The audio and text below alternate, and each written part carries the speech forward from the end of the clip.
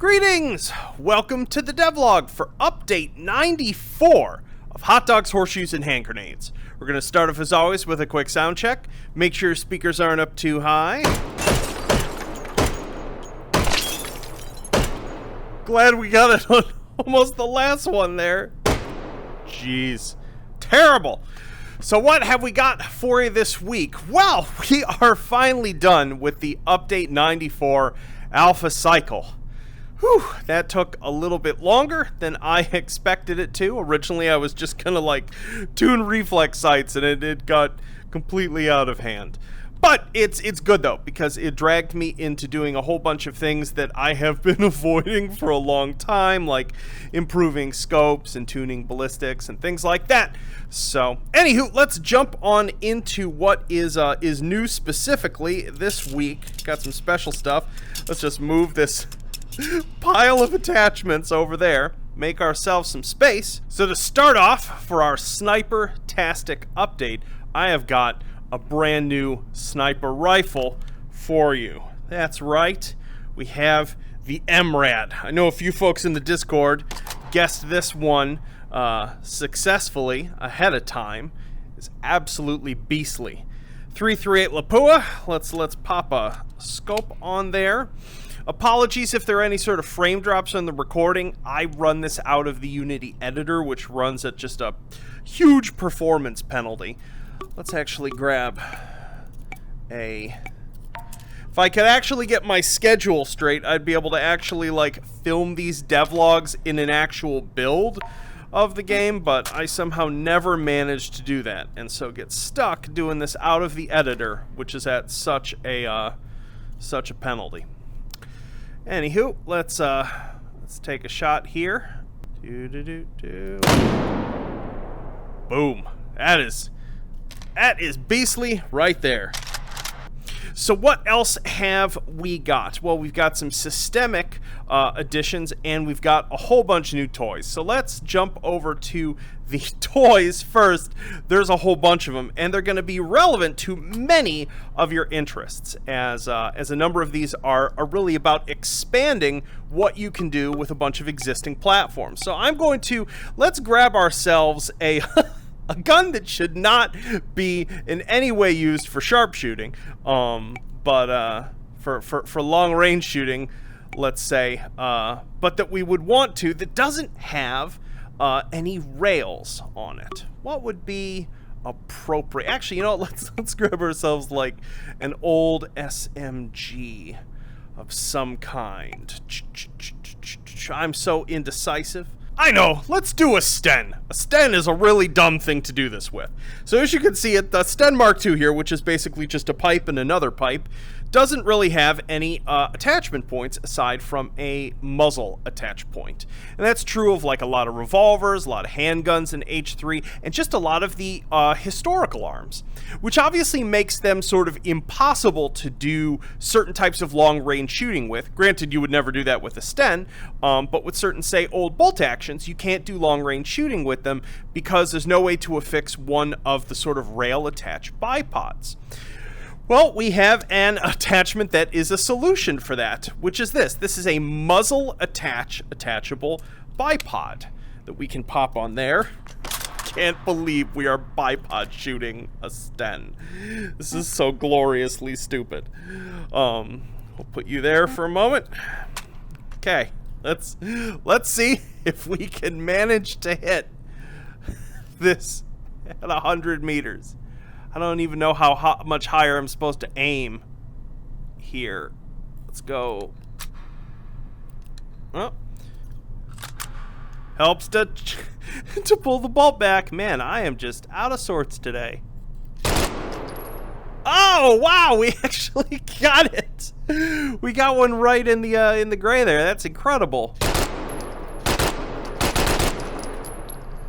Yep. He would be Swiss cheese. Didn't expect our tactical bipoded Sten here. Haha, wonderful. So you can now just make all sorts of truly monstrous contraptions with this. And to go in the spirit of that, Cool. And we're clear. Cool. We've got a bunch of essentially railed barrel extenders. So these can still have another muzzle attachment put on them, but they have rails. So we can do something even more egregious. Let's do something. Let's just do something really, really stupid. There we go. Like our cartridge conversion C1851. Let's go ahead and load her up here.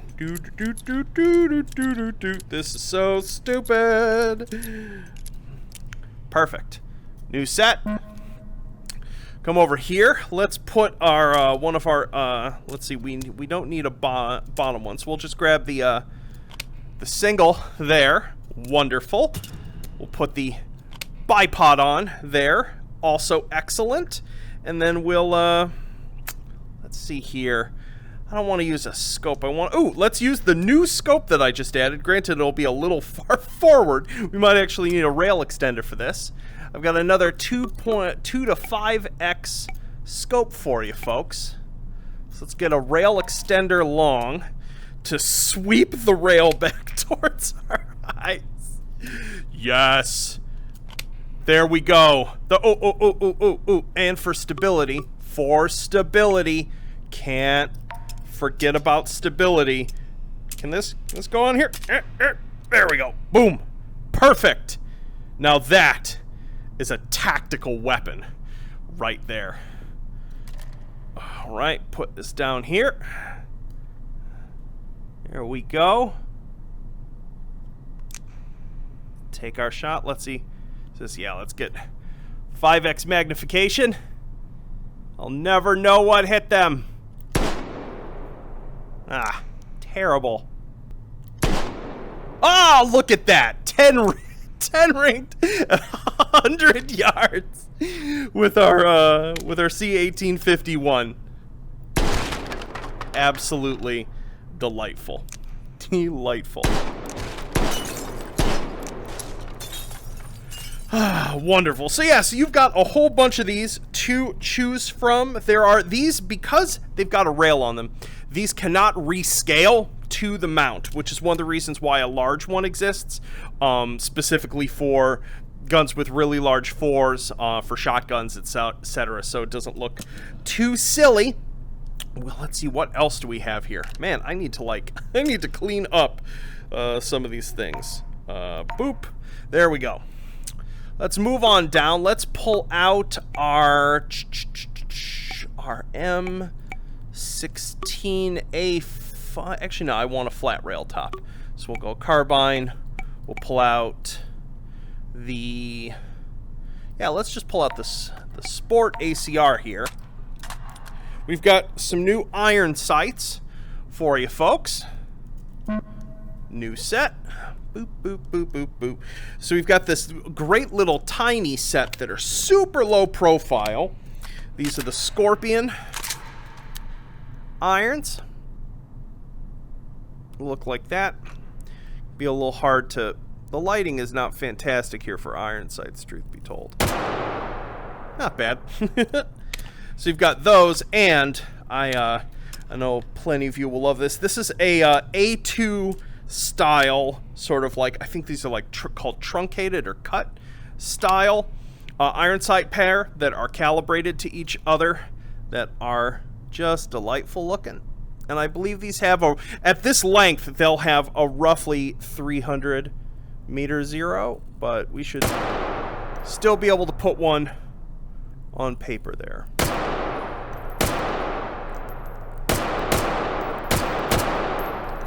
Wonderful. And of course, we've got just like so many sweet looking foregrips and a couple really silly looking foregrips here to pick from as the selection of those. They'd been kind of samey, so you've got some more sort of like cool minimalist angled ones. Truth be told, I added a lot of these for the sort of segment of folks that just really loves coming up with gnarly looking vault guns and sharing them with each other. So here you go, just a ton of new grip styles, and this ridiculous sort of muzzle attach. If you wanna add a forearm foregrip here to any pistol that does not have rails, I don't know, like high power. Oops, did not want the mag, wanted the gun. Boop, there you go.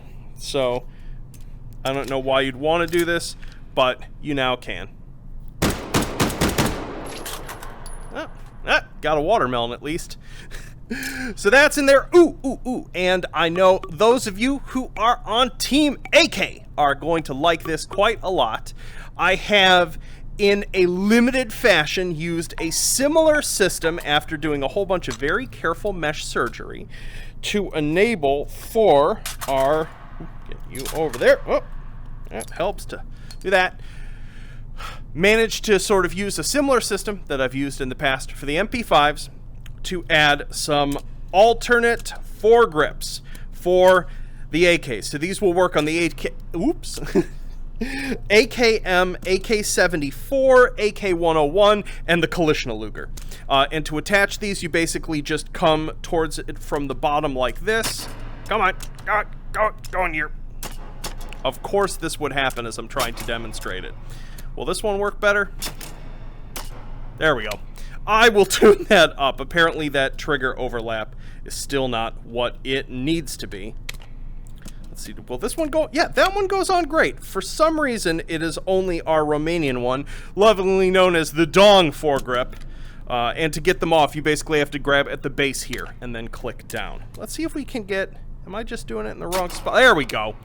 So yeah, I guess you just need to rub the dong against the rifle in just the right way, and you can get it to snap on. I will try to improve this, because clearly that is still terrible. That's called Anton did too many things this week and did not get a chance to fully test that. So... I will never tire of firing an AK in this game. Wonderful. Just wonderful. So yeah, so there you have that. And then the last thing to go over is essentially the most painful thing that I did to myself this week, which started innocently enough. As I was playing with the AKs, implementing these fours, I was looking at the ladder grip and being the ladder sight and being like, you know, I made it so you could grab it and move it around. It's not really consistently implemented in the game.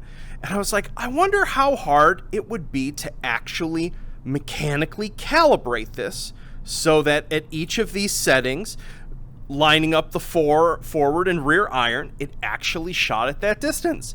Turns out that's pretty painful to do, and so I implemented interactive, properly calibrated ladder sights on like 33 of the firearms in the game. You grab them now and hold, and similar to a scope, clicking left and right on the touchpad or joystick will actually cycle you through the various positions, and this is actually ballistically accurate for, even though you're never going to make a 1,000-meter shot of irons, for some reason these all go up that high, and this is now the correct position for the rear iron sight.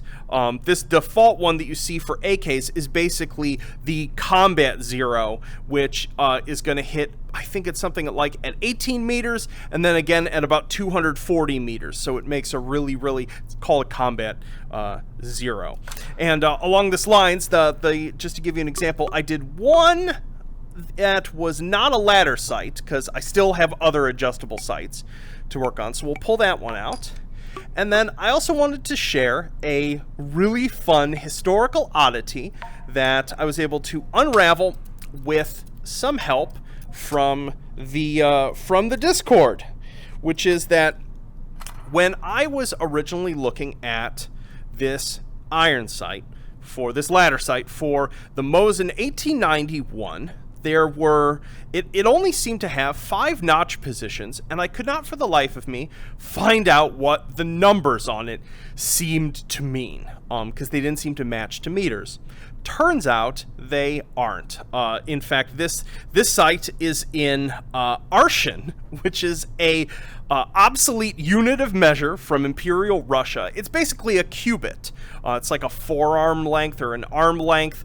There are equivalent other units in like the old Ottoman Empire and things like that. And so I had to look up exactly what the conversion ratio between meters and arshins was, and have left the, although I think the text rendering, that should be an accent over the N, but it isn't. I'll have to fix that. But have left this in the, so you are not zeroing this site in meters, you're in fact zeroing it in 400, 600, 800, 1,000, and 1,200 arshins. So if you would, if you want to know exactly how far that is, you'll have to look it up.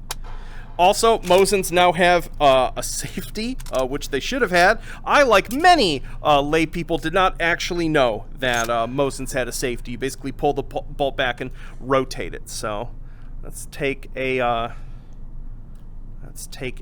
shot. This should be close enough to hit paper at least. Oh, barely hit paper. Oh, embarrassing. Oh, terrible. I gotta say, out of the three, oh, you know what? I think we might just be on the next set. Or, yep, yeah, the previous. Yeah, oh, cool. We were on the wrong hit group. So I was actually shooting better than I thought I did. I was not missing the paper. Phew. A little high, but nice in the center there. Honestly, out of the three versions in game, this one has the worst rear iron. It is the hardest to see, especially in this lighting situation. So there you have it. That is the main stuff for this build of this update.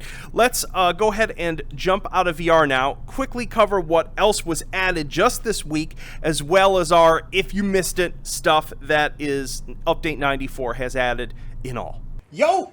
So hope you're excited about all of that.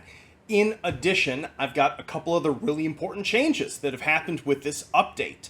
One, bespoke attachments now have about a 50% chance of spawning alongside firearms in Take and Hold, as long as they don't come out of a crate, if they're just a like category spawn. So that's all of the World War II scopes, bayonets of various kinds, custom 4s, largely not the decorative ones, but the ones that add functionality. They only have a chance to spawn when the weapon spawns. That seemed like the most elegant way to inject them into Take and Hold without really altering the meta that much, or having to make like a new type of spawner or something like that. So those are now in. As I showed, the Nagant rifles have a safety now. I added a whole bunch of new attachment points to various things. So like the rolling block rifles and the pistols have muzzle attach points. The pistol has a stock point. There's muzzle attach points now on all the Thompson SMGs, on the STG-44. There's muzzle and stock attachment points just all over the place on like I had held muzzle attach points off of almost all the revolvers, because in real life you can't suppress them because there's a cylinder gap. What I did was I added in some special code that allows them to have a muzzle attach point for doing goofy stuff like what I just did with the muzzle attach bipod, but it suppresses your ability to put a suppressor on them to sort of keep with how they function, which is important because they don't even have like sounds for having a suppressor. So yeah, so that's in there. Let's see here. Yeah, I had to end up rebuilding and tuning a whole bunch of like the pseudo foregrip that has to exist for an attachable foregrip to work. I had to go in and add that to like 40 or 50 handguns. It was brutal, but that's in there. And I made it so that any sort of magazine that is physics ripped out of a gun for like tactical reload, it now will only respond to collisions from another object that you hold. So that does mean that you can't like tactical reload by slamming against a wall or a table, but it will also mean that like SOSIG should no longer knock those out of your hand. Walls should no longer knock them out accidentally. It should only be when you are using another object in your hand to rip the magazine out. So hopefully that's a happy middle ground. Let's see here. What else? Fixes. Just fixed a bunch of other assorted iron sights, some optic UI issues, a few pose positions, fixed the magazine capacity finally for the Bison. Should have always been 64, not 53, because the Bison in game is a 9x18. Made the stock on the AEK 919K longer, so it's actually shoulderable instead of being like up here, sort of thing. Yeah, and that's just... Oh, and the M16A4 handle sight that I added like over a month ago is now actually in the item spawner and can be spawned, so...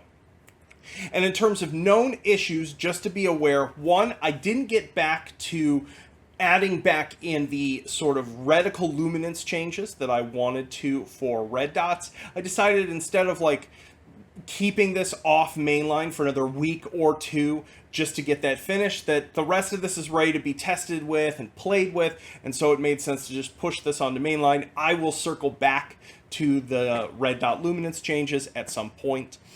Also, the one or two optics that like rotate to the side, that's still disabled because I'm sort of suppressing the control to be able to do that via the optics UI for the new scopes, and I haven't added back in. I haven't sort of integrated that old ability for them to flip and animate into the new system. And then lastly, zeroing settings are not saved for any integrated optics for guns like the M40A1. That's going to be a nasty refactor because that entire like attachments only save their settings because they're recognized as separate objects that are being added to the gun. So if they're built in, there's sort of no hook in to grab them and save and sort of bring their settings back. So I'm going to have to do that later. I don't know when. It's going to stink. So I know that makes like 4 or 5 firearms a little suboptimal in that way. But there's nothing I can do about it right now. That it'll take the time it'll take. So, but yeah, so that is about everything for this update. I am sure I have broken some things. I will find out. As always, please post bugs to the bug report section of the Steam forum, not the subreddit. Otherwise, it's just impossible for me to track them. And yeah, hopefully this won't need any sort of nasty patching at the last minute. I'm fairly confident with it that I've managed to. It was a long enough alpha cycle that I was able to get things pretty thoroughly tested. Oh yeah, and importantly, like all of the final glitches with the hover bench, like where it wouldn't work when it was rotated anywhere other than the sort of scene identity, is now been fixed as well. So you can now take that out, lay out some clays in the Arizona range, 1,200 meters away or 1,500 meters away, and set your favorite platform up on the hover bench and try to hit them. So I know I have been. So cool. Well, that just about does it. After this update, I'm probably going to take a week off, I think, and just chill. I might, if a patch is needed, I will push one either at the end of this weekend or next week, based on how things are. But I am going to recharge for a week. For the most part, and get ready for Spooktober happening. I've got a hilarious theme for you folks that I think you're going to enjoy. It's pretty ridiculous and in keeping with the game. But we're going to have a fun October, all right? So I wish you all the best. I hope you all have a wonderful weekend, and I'll see y'all soon. Peace.